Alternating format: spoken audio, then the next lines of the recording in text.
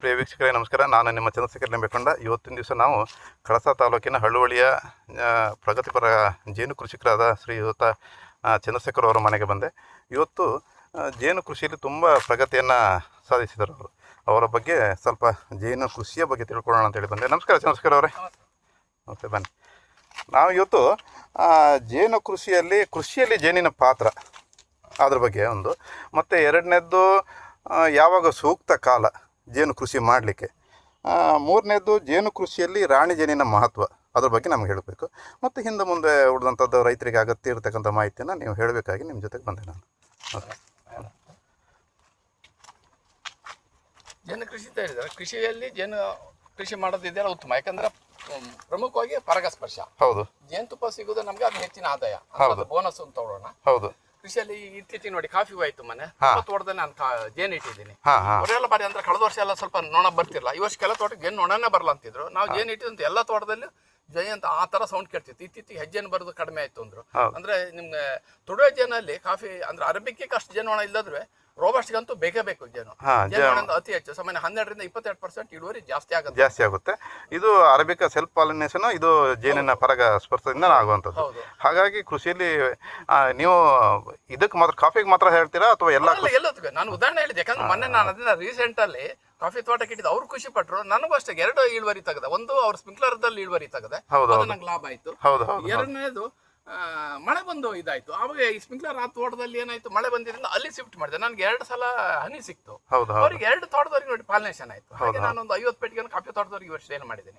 ಎಲ್ಲರೂ ಖುಷಿ ಪಟ್ರು ಅದರಿಂದ. ಹಾಗೆ ನಿಮ್ಗೆ ಬಳ್ಳಿ ತರಕಾರಿ ಅಂತ ಅತಿ ಹೆಚ್ಚು ಇಳುವರಿ ಆಗುತ್ತೆ. ನಿಮ್ಗೆ 30% 40% ಇಳುವರಿ ಬರ್ತಾರೆ ಅಂತ. ಯಾವ್ದು ಕಾಫಿಯಲ್ಲಿ ಅಲ್ಲ, ಟೋಟಲ್ ಏನು ಬಳ್ಳಿ ತರಕಾರಿ ಕಾಫಿಯಲ್ಲಿ ಹೇಗೆ ಹೇಳಿದ್ನಲ್ಲ, ಹಾಗೆ ಅಡಿಕೆಯಲ್ಲಿ ಸಹ ಪ್ರತಿಯೊಂದು ಬೆಳೆಯಲ್ಲಿ ಪರಾಗಸ್ಪರ್ಶ ಎಲ್ಲರಿಗೂ ಗೊತ್ತೇ ಇದೆ. ಎಷ್ಟು ಮಹತ್ವ ಅನ್ನಕ್ಕೆ ವೆನಿಲಾ ಬಂದಿದ್ರಿಂದ ಜನಗಳಿಗೆ ಗೊತ್ತಾಯ್ತು ಎಷ್ಟು ಇದಾಯ್ತು. ಸೂರ್ಯಕಾಂತಿಲಿ ಬಲಿಸಿ ಮೇರಿ ಗೊತ್ತಿತ್ತು, ಮಲೆನಾಡವ್ರಿಗೆ ಗೊತ್ತಿತ್ತು. ಹಾಗೆ ಇವತ್ತು ಪ್ರತಿಯೊಬ್ಬರಿಗೂ ಅರಿವಿದೆ ಪಾಲಿನೇಷನ್. ಯಾಕಂದ್ರೆ ಸಾಕಷ್ಟು ಜೇನು ಹುಳುಗಳು ಇರ್ತಿದ್ದು, ಮೊದಲು ಜೇನು ಕುಟುಂಬಗಳು ಇರ್ತಿದ್ದು, ಪಾಲಿನೇಷನ್ ಇಂದ ಆಗ್ತಿತ್ತು. ಈ ಕುಟುಂಬ ಕಡಿಮೆ ಇರೋದ್ರಿಂದ ಜೇನು ಸಾಕಾಣಿಕೆಯಿಂದ ಅಂತ ಖಂಡಿತ ಪಾಲಿನೇಷನ್ ಪ್ಲಸ್ ನಮ್ಗೆ ಬೋನಸ್ ಆಗಿ ತುಪ್ಪದ ಇಳುವರಿ. ಆಮೇಲೆ ಕುಟುಂಬ ಡೆವಲಪ್ ಆಗುತ್ತೆ. ಕುಟುಂಬ ಸೇಲ್ ಮಾಡೋದ್ರಲ್ಲಿ ಸಹ ಹೆಚ್ಚಿಗೆ ಮಾಡ್ಬೋದು. ಹಾಗೆ ಕೃಷಿಯಲ್ಲಿ ಜೇನಿಂದ ಉಪ ಆದಾಯ ಅಂತ ತಗೊಳ್ಬಹುದು. ಜೇನುತುಪ್ಪ ಪ್ಲಸ್ ಕುಟುಂಬ ಸೇಲ್ ಮಾಡೋದ್ರಿಂದ ಜೊತೆಗೆ ಕೃಷಿಯಲ್ಲಿ ಹೆಚ್ಚಿನ ಆದಾಯನ ತಗೊಳ್ಬಹುದು, ಇಳುವರಿ ಜಾಸ್ತಿ ತಗೊಳ್ಬಹುದು. ಖಂಡಿತ. ಮತ್ತೆ ಜೊತೆಗೆ ಪ್ರಕೃತಿಯಲ್ಲಿ ಅನೇಕ ಈಗ ಕಾಫಿ ಹೇಳೋದಾದ್ರೆ ಸಾಮಾನ್ಯ ಒಂದು ಗೊಂಚಲ್ಲಿ ಮ್ಯಾಕ್ಸಿಮಮ್ ಅಂದ್ರೆ 35 ಉಂಡ ಬರುತ್ತೆ ಅಂತ ಹೇಳ್ತಾರೆ. ಏನು ಕಾಫಿ ಬರುತ್ತೆ ಅಂತ ಮ್ಯಾಕ್ಸಿಮಮ್. ಸಾಮಾನ್ಯ 14-18ಕ್ಕೆ ಸೀಮಿತವಾಗುತ್ತೆ. ಪಾಲಿನೇಷನ್ ಮಾಡಿ 26ರಿಂದ 30ವರೆಗೆ ಬರೋ ಸಾಧ್ಯತೆಗಳಿರುತ್ತೆ. ಆ ಗೊಂಚನ ನೋಡಿದ್ರೆ ಗೊತ್ತಾಗುತ್ತೆ ಕಾಫಿಯಲ್ಲಿ. ಆ ಗೊಂಚಲ್ಲಿ ಪಾಲಿನೇಷನ್ ಒತ್ತ ಕಾಯಿ ಬರುತ್ತೆ. ಸಾಮಾನ್ಯ ಇವೆಲ್ಲ ಒಂದು ಕೆಮಿಕಲ್ ಅವ್ರು ಏನು ಫರ್ಟಿಲೈಸರ್ ಕೊಡೋದು ಅದೆಲ್ಲದರ ಜೊತೆಗೆ ಜೇನು ಇಟ್ಟದಿಂದ ಅತಿ ಹೆಚ್ಚು ಆಗೋದಂತೂ ತುಂಬಾ ಜನ ಇವತ್ತು ಮಾತಾಡ್ತಿದ್ದಾರೆ. ಮತ್ತು ಪ್ರಕೃತಿಯಲ್ಲಿ ಬೀಜ ಉತ್ಪಾದನೆ ಜಾಸ್ತಿ ಆಗ್ತದೆ, ಸಸ್ಯ ಅಭಿವೃದ್ಧಿ ಆಗ್ತದೆ. ಇದರಲ್ಲಿ ನಿಮಗೆ ಸಾಮಾನ್ಯ ಈಗ 60,000 ಅಂತ ಮೇಲೆ ಜೇನು ನೊಣಗಳಿಂದನೇ ಅವಲಂಬಿಸಿದವೆ ಫಾರೆಸ್ಟ್ ಇದರಲ್ಲಿ ಅಂತಿದ್ರು. ತುಂಬಾ ಇದಾಗ್ತದೆ. ಮತ್ತೆ ಜೇನನ್ನ ಯಾವಾಗ ಸೂಕ್ತ ಕಾಲ ನಾವು ಕೆಲಸ ಅಂದ್ರೆ ಕೃಷಿಯನ್ನ ಪ್ರಾರಂಭಿಸ್ಲಿಕ್ಕೆ? ಹೌದು, ಜೇನಿಗೆ ಅಂತ ಹೇಳಿದ್ರೆ ಡಿಸೆಂಬರ್ ಸೂಕ್ತ. ಡಿಸೆಂಬರ್ ಹೌದು, ಕುಟುಂಬ ಇಂಪ್ರೂವ್ಮೆಂಟ್ ಆಗೋ ಕಾಲ ಆಗಿದ್ದರಿಂದ ಡಿಸೆಂಬರ್ ನಾವು ಕುಟುಂಬ ತಂದಿಟ್ಕೊಂಡ್ರೆ ಜನವರಿ ಫೆಬ್ರವರಿ ಅಷ್ಟೊತ್ತಿಗೆ ಕುಟುಂಬ ಫುಲ್ ಡೆವಲಪ್ ಆಗುತ್ತೆ, ಅಂದ್ರೆ ಅಭಿವೃದ್ಧಿ ಆಗಿರುತ್ತೆ. ಫೆಬ್ರವರಿ ಸ್ವಲ್ಪ ಹನಿ ಸಿಗುತ್ತೆ, ಡಿವೈಡ್ ಆದ ಕುಟುಂಬ ನಮಗೆ 2 ಕುಟುಂಬ ಸಿಗುತ್ತೆ. ಒಂದು ಕುಟುಂಬ ನೀವು ಡಿಸೆಂಬರ್ ಇಟ್ಟರೆ ಜನವರಿ ಫೆಬ್ರವರಿ ಅಷ್ಟೊತ್ತಿಗೆ 2 ಕುಟುಂಬ ಮಿನಿಮಮ್, ಕನಿಷ್ಠ 2 ಕುಟುಂಬ ನಾವು ಡಿವೈಡ್ ಮಾಡ್ಬೋದು. ಅಥವಾ ಅದಾಗೆ ಪಾಲಾಗೋದ್ರಿಂದ ಅಲ್ಲಿಗೆ 2 ಕುಟುಂಬ ಸಿಕ್ತು. 4,500 ರೂಪಾಯಿ ನಾವು ಇನ್ವೆಸ್ಟ್ ಮಾಡಿದ್ರೆ ಒಂದು ಕುಟುಂಬಕ್ಕೆ 2 ಕುಟುಂಬ ಸಿಕ್ಕಿದ್ರೆ ಆದಾಯ ಎಲ್ಲಿ ಬಂತು? ಆಮೇಲೆ ನಿಮ್ಗೆ ಮಾರ್ಚ್ ಏಪ್ರಿಲ್ 2 ತಿಂಗಳು ಹನಿ ಸಿಗುತ್ತೆ. ಹಾಗಾಗಿ ಡಿಸೆಂಬರ್ ಸೂಕ್ತ. ಜನವರಿ ಫೆಬ್ರವರಿಯಿಂದ ಅಭಿವೃದ್ಧಿಯಾಗಿ ಮಾರ್ಚ್ ಏಪ್ರಿಲ್ ಅಲ್ಲಿ ನಾವು ಜೇನು ತೆಗೆದ್ರೆ ಅಂದ್ರೆ ಫೆಬ್ರವರಿ ಮತ್ತು ಏಪ್ರಿಲ್ ಅಲ್ಲೂ ಬರ್ಬೋದು. ಅದು ಇದೇನು ಆಯಾ ಏರಿಯಾದ ಮೇಲೆ ಡಿಪೆಂಡ್ ಆಗುತ್ತೆ. ಕನಿಷ್ಠ ಮೇಗೆ ಮುಗಿದೋಗುತ್ತೆ. ಮೇ ನಂತರ ನಾವೇನೋ ಸ್ಟಾರ್ಟ್ ಮಾಡಿದ್ರೆ ಅಥವಾ ಮೇ ಸ್ಟಾರ್ಟ್ ಮಾಡಿದ್ರೆ ಅಭಾವ ಕಾಲ. ಮತ್ತೆ ಅದರಿಂದ ಜೂನ್ ಅಲ್ಲಿ ಆಹಾರ ಇಲ್ಲದೆ ನಾವು ಬಿಟ್ಟು ಹೋಗುವಂತ ಚಾನ್ಸ್ ಇರುತ್ತೆ. ಅಂದ್ರೆ ಹೂವು ಜಾಸ್ತಿ ಇರೋದಿಲ್ಲ, ಮಳೆ ಜಾಸ್ತಿ ಬರುತ್ತೆ, ಇಲ್ಲಿ ಥಂಡಿ ಶುರು ಆಗುತ್ತೆ, ಬಯಲು ಸೀಮೆಗೆ ಜಾಸ್ತಿ ಹೋಗ್ತವೆ, ವಲಸೆ ಹೋಗುವಂತ ಚಾನ್ಸ್ ಆಗ್ತಿತ್ತು. ಅವಾಗ ಶುಗರ್ ಫೀಡಿಂಗ್ ಕೊಟ್ಟು ನಾವು ಉಳಿಸ್ಕೊಳ್ಳೋ ಸಾಧ್ಯತೆ ಇದೆ, ಅದು ಖರ್ಚು ಬರುತ್ತಲ್ಲ. ಹಾಗೆ ನೀವು ಡಿಸೆಂಬರ್ಗೆ ಸೂಕ್ತ. ಡಿಸೆಂಬರ್ ಜನವರಿ ಫೆಬ್ರವರಿ 3 ತಿಂಗಳು. ಡಿಸೆಂಬರ್ ಅತಿ ಸೂಕ್ತ. ಈಗ ಏನಾಗಿದೆ ಉಂಟು, ರೈತರಲ್ಲಿ ಏನು ತಿಳ್ಕೊಂಡಿದ್ದಾರೆ ಅಂತ ಹೇಳಿದ್ರೆ, ಜೇನು ನಾವು ಇದು ಮಾಡಿದರೆ ಕಚ್ಚುತ್ತೆ, ನಮಗೆ ಚುಚ್ಚುತ್ತೆ, ನಾವು ಅದನ್ನು ಪಾಲನೆ ಮಾಡೋಕ್ಕಾಗಲ್ಲ, ಹಾಗೆ ಹೇಗೆ ಅಂತ ಒಂದು ಸಾಮಾನ್ಯ ರೂಢಿ. ನಾವು ಅದನ್ನು ಹೇಗೆ ಮಾಡ್ಬೋದು, ಅದರ ಸಮೂಹವನ್ನು ತಿಳ್ಕೊಂಡು ಅದರ ಭಾಷೆಯನ್ನು ತಿಳ್ಕೊಂಡು ನಾವು ಹೇಗೆ ಕೆಲಸ ಮಾಡ್ಬೋದು, ಅದನ್ನು ಒಂದು ಟೆಕ್ನಿಕ್ ತಾಂತ್ರಿಕತೆ ಹೇಳ್ತೀರಾ ನೀವು? ತಾಂತ್ರಿಕತೆ ಅಂದ್ರೆ ಹಿಂದಿಂದನೂ ಬಂದಿದೆ, ಹೊಗೆ ಹಾಕಿ ತೆಗಿಯೋದು ಜೇನನ್ನ ಅಂತ. ಹಾಗೆಲ್ಲ ಏನಲ್ಲ, ನಾವು ತಾಂತ್ರಿಕತೆ ಇವತ್ತೇನು ಅಂತ ಹೇಳಿದ್ರೆ ಜೇನು ಕುಟುಂಬ ಇಟ್ಟಾಗ ಅವರ ಸ್ವಭಾವ ನಾವು ಮೊದಲು ಅರ್ಥಕೊಳ್ಬೇಕು. ಅಂದ್ರೆ ಈ ಡಿವೈಡ್ ಅಂತ ಏನ್ ಹೇಳಿದ್ ನಾವು, ಪಾಲಿ ಬರ್ತಾವಲ್ಲ ಅವು ರಾಣಿ ಸೆಲ್ ಇದ್ದಾಗ ಅತಿ ಹೆಚ್ಚು ಚುಚ್ಚು ಅಂತದ್ದು ಇರುತ್ತೆ. ಈ ತುಪ್ಪ ಫುಲ್ ಆಹಾರ ಸಂಗ್ರಹ ಇದ್ದಾಗ ಚುಚ್ಚು ಸ್ವಭಾವ ಕಡಿಮೆ ಇರುತ್ತೆ. ಇದನ್ನ ನಾವು ಡಿವೈಡ್ ಮಾಡೋತ್ತಿಗೆ ನಾವು ಒಂದು ಮುಖಕ್ಕೆ ಪರದೆ ಬರುತ್ತೆ ನಿಮಗೆ, 250 ರೂಪಾಯಿಂದ ಸಿಗುತ್ತೆ. ಅದು 250 ಮುಖ ಪರ್ದೆ ಹಾಕ್ಬೇಕು. ಕೈಗೆ ನಿಮ್ಗೆ 90 ರೂಪಾಯಿಗೆ ಮೆಡಿಕಲ್ ಅಲ್ಲಿ ರೆಡ್ ಬರುತ್ತೆ, 8-9 ಸೈಜ್ ಸಾಕಾಗತ್ತೆ. ಕೈಗೆ ಗ್ಲೌಸ್ ಹಾಕೊಳ್ಬೇಕು. ಯಾಕೆ ಹೊಸಬ ಜೇನು ಕೃಷಿ ಮಾಡೋರು ಮತ್ತು ಡಿವೈಡ್ ಮಾಡೋ ಟೈಮಿಗೆ ಚುಚ್ಚು ಸ್ವಭಾವ ಇರೋದ್ರಿಂದ, ಹೊಸಬರು ಮಾಡೋರಿಗೆ ಗೊತ್ತಿಲ್ಲದ ಇರೋದ್ರಿಂದ ಇವೆರಡು ಸೂಕ್ತ. ಮುಖ ಪರ್ದೆ, ಕೈ ಗ್ಲೌಸ್, ಫುಲ್ ಕೈ ಶರ್ಟ್ ಹಾಕೊಳ್ಬೇಕು, ಹಾಗೆ ಪ್ಯಾಂಟ್ ಹಾಕೊಳ್ಳೋದು ಒಳ್ಳೆಯದು ಸೂಕ್ತ. ಅಷ್ಟು ಮಾಡಿದ್ರೆ ಚುಚ್ಚಲ್ಲ. ಇನ್ನು ಹೊಗೆ ತಿದ್ದಿ ಅಂತ ಬರುತ್ತೆ, ಹೊಗೆ ತಿದ್ದಿನ ಉಪಯೋಗಿಸ್ಕೊಳ್ಬೋದು. ನಾನಂತೂ ಉಪಯೋಗಿಸೋದು ಕಡಿಮೆ, ಅದನ್ನು ಉಪಯೋಗಿಸಲ್ಲ. ಆ ರೀತಿಯಲ್ಲಿ ಮಾಡೋದ್ರಿಂದ ಚುಚ್ಚ ಸ್ವಭಾವ ಏನಿಲ್ಲ.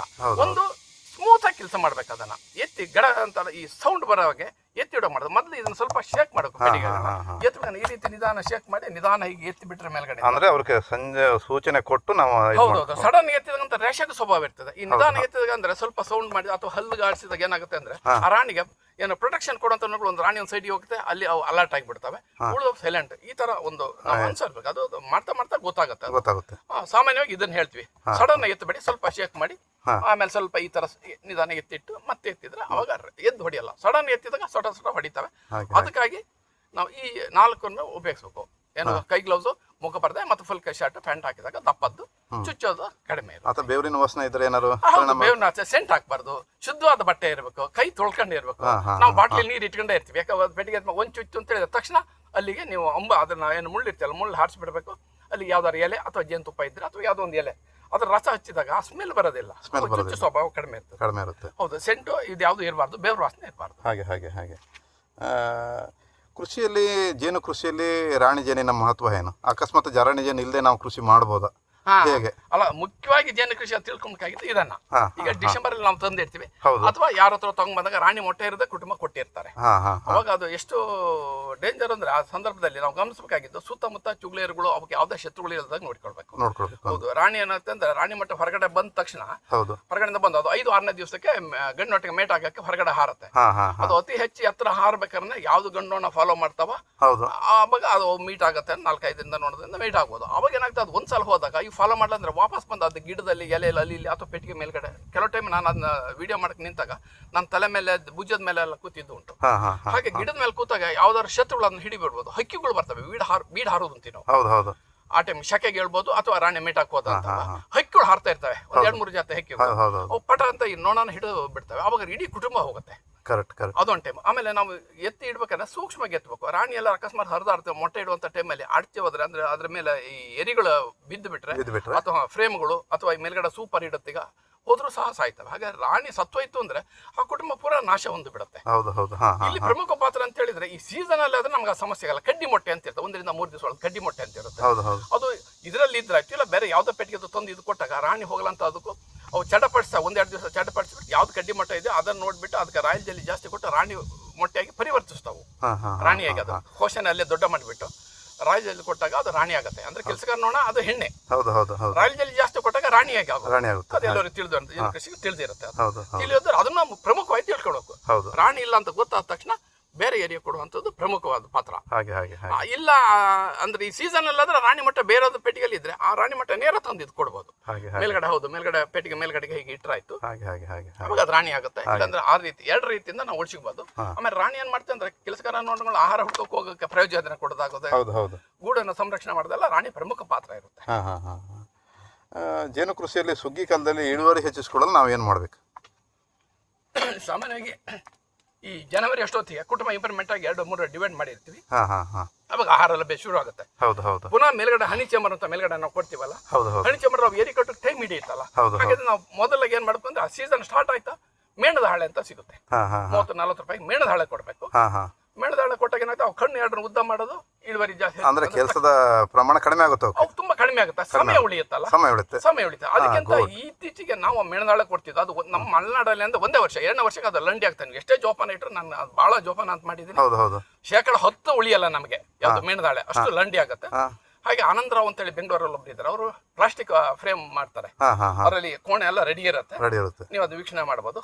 ಅದು ರೆಡಿ ಇರುತ್ತೆ. ಅದು ಮಲ್ಲಿಫೆರ ಇದೆ, ಇದಕ್ಕೂ ಮಾಡಿದ್ದಾರೆ ಅವರು ಸೆರಾನಕ್ಕೂ. ಹಾಗೆ ನಮ್ದು 2 ಜಾತಿ ಪೆಟ್ಟಿಗೆ ಬರುತ್ತಲ್ಲ, ಒಂದು ಕೇರಳ ಮಾರ್ತಾಂಡಂ ಅಂತ ಬರುತ್ತೆ, ಇನ್ನೊಂದು ISI ಸೆರಾನ. ಹಾ ಹಾ ಇವೆರಡಕ್ಕೂ ಸೂಕ್ತವಾಗಿರುವಂತದ್ದೇ ಇದು ಸೀಟ್ ಬಂದಿದೆ ಪ್ಲಾಸ್ಟಿಕ್ ಇಂದ. ಅದು ಇಡೋದ್ರಿಂದ ಮಾರನೇ ದಿವಸ ಹನಿ ಸಂಗ್ರಹ. ನಾವು ಅದೇ ಮೊನ್ನೆ ಹೇಳಿದ್ನಲ್ಲ, ಕಾಫಿ ಹೂವು ಆಯ್ತು ಅಂತ ಮಳೆ ಬಂದ ದಿವಸ. ಹೌದು ಹೌದು. ಇವತ್ತು ಇಟ್ಟಿದ್ದೀನಿ, ನಾಳೆ ನೋಡಿದ್ರೆ ಅದರಲ್ಲಿ ಒಂದು 10% ಹನಿ ಸಂಗ್ರಹಿಸಿದೆ. ಒಂದು ವಾರಕ್ಕೆ ಫುಲ್ ಜೇನಾಗಿತ್ತು, ಒಂದು ವಾರಕ್ಕೆ ಕರೆಕ್ಟಾಗಿ ತೆಗ್ದಿದ್ದೀನಿ ನಾನು. ಇಟ್ಟು ಒಂದು ವಾರಕ್ಕೆ ಜೇನು ತೆಗ್ದಿದ್ದೀನಿ. ಅವಕ್ಕೆ ಆ ಏರಿ ಕಟ್ಟು ಸಮಯದಲ್ಲಿ ಆಹಾರನ ಕಲೆಕ್ಟ್ ಮಾಡಿದ್ದು ಅಷ್ಟು ಸೂಕ್ತ. ಹಾಗೆ ನಾವು ಇಳುವರಿ ಹೆಚ್ಚಿಸುವಲ್ಲಿ ಬಹಳ ಸೂಕ್ತ. ಬೇಗ ನಾವು ಜೇನನ್ನು ತಗೊಳ್ಬಹುದು. ಖಂಡಿತ ನಾವು ಮತ್ತೆ ಆ ಜೇನುಗಳು ಹಾಕಿ ಪೆಟ್ಟಿಗೆ ಒಳಗಡೆ ಕೆಲಸ ಮಾಡ್ತಕ್ಕಂಥ ಸಮಯದಲ್ಲಿ ಪರಾಗಸ್ಪರ್ಶ ಜಾಸ್ತಿ ಆಗುತ್ತೆ.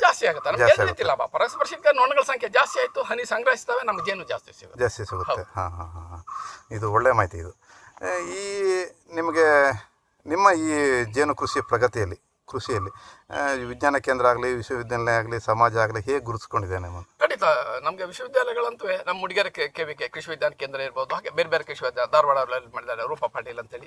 ಮೂಡಿಗೆರೆಯಲ್ಲಿ ಬಸವರಾಜ್ ಮಂಜಾತ್ ಅಂತಿದ್ರು, ಆಮೇಲೆ ಕೃಷ್ಣಮೂರ್ತಿ ಭರತ್, ಈಗ ಕೃಷ್ಣಮೂರ್ತಿ ಅಂತಿದ್ದಾರೆ, ಭರತ್ ಸಾರ್ ಇದ್ರು, ಗಿರಿ ಸಾರು, ಇವರೆಲ್ಲ ಬಹಳ ಹೆಲ್ಪ್ ಮಾಡಿದ್ದಾರೆ ನಮಗೆ. ಅಂದ್ರೆ ನಮ್ಗೆ ಗೊತ್ತಿಲ್ಲದ್ದು ಸೈಂಟಿಫಿಕ್ ಆಗಿ ಏನು ಅಂತ ಅವ್ರು ಹೇಳೋರು. ಕೆಲವರಿಗೆ ನಾನು ವಿಚಾರ ಕೊಟ್ಟಿದ್ದಿದೆ. ಮ್ಯಾಕ್ಸಿಮಮ್ ವಿಜ್ಞಾನಿಗಳು ನನಗೆ ಅಂತಲ್ಲ, ಎಲ್ಲ ರೈತರಿಗೂ ಸಹ ಸೂಕ್ತವಾದ ಸಲಹೆ ಮಾರ್ಗದರ್ಶನ ಮಾಡ್ತಾರೆ. ಏನಂದ್ರೆ ತಾಯಿ ಸಾಕಂತ ನಂಜು ರೋಗ, ಅದಕ್ಕೊಂದು ಇನ್ನೂ ಪರ್ಫೆಕ್ಟ್ ಆದ ಔಷಧಿ ಕಂಡುಹಿಡಿಲ್ಲ ಅಂತ ಹೊರತುಪಡಿಸಿದ್ರೆ ಉಳಿದಂತ ಬಹಳ ನಮ್ಗೆ ಹೆಲ್ಪ್ ಮಾಡ್ತಿದ್ದಾರೆ ಕೃಷಿ ವಿಜ್ಞಾನ. ಯಾಕಂದ್ರೆ ನಂಗೆ ಅವತ್ತಿಂದ ಇವತ್ತಿಗೆ ಇತ್ತೀಚೆಗೆ ಬೆಂಗಳೂರು ಕೃಷಿ ವಿದ್ಯಾಲಯ 2019 ಬೆಂಗಳೂರು GKVK ಸಹ ಪರಿಚಯ ಆಯಿತು. ಅಲ್ಲಿ ವಿಜಯ್ ಕುಮಾರ್ ಅವರನ್ನು ಫಸ್ಟ್ ನನ್ನನ್ನು ಗುರುತಿಸಿ ನನ್ನ ಕೆಲವುದು ಅಲ್ಲಿ ಒಂದು ಏನೋ ಅವಾರ್ಡ್ ಆಗಿ ನಾವು ಹೋಗಿದ್ವಿ. ಅವಾಗ ನನ್ನ ವಿಡಿಯೋಗಳನ್ನ ಹಾಕಿದ್ರು ಅಲ್ಲಿ. ಅದನ್ನ ನೋಡ್ಬಿಟ್ಟು ಆಮೇಲೆ ನಾನು ಲೆಟರ್ ಕೊಡಿ ಅಂದ್ರು, ಕೊಟ್ಟಿದ್ದೆ. ನನ್ನನ್ನು ಕರೆದು ನನ್ಗೆ ಗೊತ್ತಿಲ್ಲದ ಮಾಹಿತಿ ಅವ್ರು ಕೊಟ್ಟರು. ಹಾಗೆ ಜಗದೀಶ್ ಅಂತಿದ್ದಾರೆ GKVK, ಈಶ್ವರಪ್ಪ, ವಿಜಯ್ ಕುಮಾರ್ ಅಂತ ನನಗೆ ಬಹಳ ಅವಾಗ ಹೆಲ್ಪ್ ಮಾಡಿದ್ರು ಅವರು. ಅಂದ್ರೆ ಕೆಲವೊಂದಷ್ಟು ಮಾರ್ಗದರ್ಶನ ಮಾಡಿದ್ರು.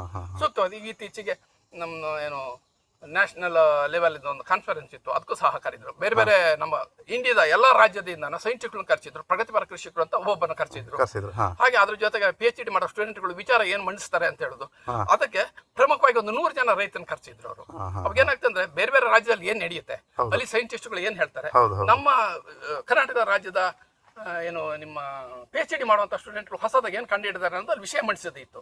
ಅದ್ರ ಬಗ್ಗೆ ಪ್ರಶ್ನೆ ಕೇಳೋರು, ಚರ್ಚೆ ಆಗ್ತಿತ್ತು. ಅದು ನಮ್ಮೆಲ್ಲ ರೈತರು ಸಿಗ್ತಲ್ಲ. ಈಗ ಎಲ್ಲ ರಾಜ್ಯಕ್ಕೆ ನಾವಂತೂ ಹೋಗಕ್ಕಾಗಿಲ್ಲ. ಎಲ್ಲ ರಾಜ್ಯದ ಒಂದೇ ಕಡೆ ಮನೆ GKVK ವ್ಯವಸ್ಥೆ ಮಾಡಿ, ಒಂದೇ ಸೂರಿನ ವ್ಯವಸ್ಥೆಯಲ್ಲಿ ಇಂಥ ಕಾರ್ಯಕ್ರಮ GKVK